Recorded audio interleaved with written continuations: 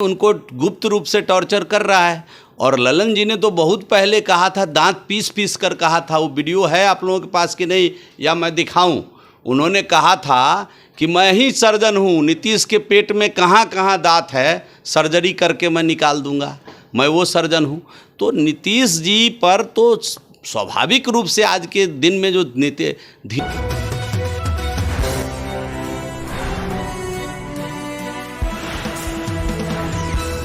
जदयू के सांसद रहे हैं, जदयू में अरुण जी नेता रहे हैं। अरुण जी ने कोई बात अगर कही है तो इसको गंभीरता से लेनी चाहिए और इस पर विचार करना चाहिए। क्या मामला है ललन जी, क्या तेलावेली कर रहे हैं सीएम साहब के साथ?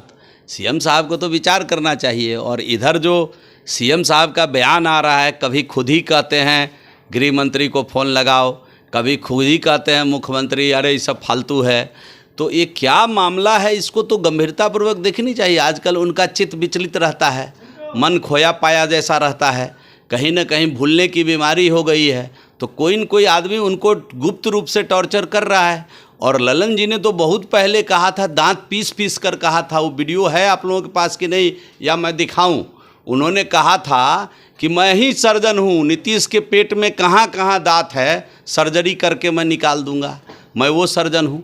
तो नीतीश जी पर तो स्वाभाविक रूप से आज के दिन में जो धीरे धीरे नीतीश जी की जो हालत हो रही है, उसके कारण ललन जी पर लोगों का संदेह जा रहा है। लेकिन हम लोग क्यों संदेह करेंगे? हमारा कोई मतलब नहीं है संदेह करने का। अरुण बाबू उनके साथ लंबे समय तक रहे हैं।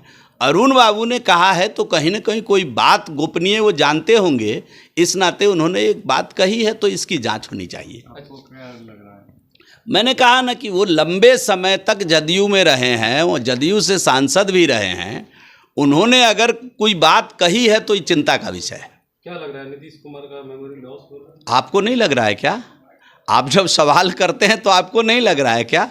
सुबह बोलते हैं, शाम को पूछते हैं क्या हो रहा है, तो ये तो आपको भी लग ही रहा है ना। ये तो पूरे देश को लग रहा है, पूरे बिहार की महान जनता को इस समय लग रहा है। रिप्लेसमेंट चाहिए सीएम का, ठीक नहीं चल रहे हैं, इनकी तबीयत ठीक नहीं है।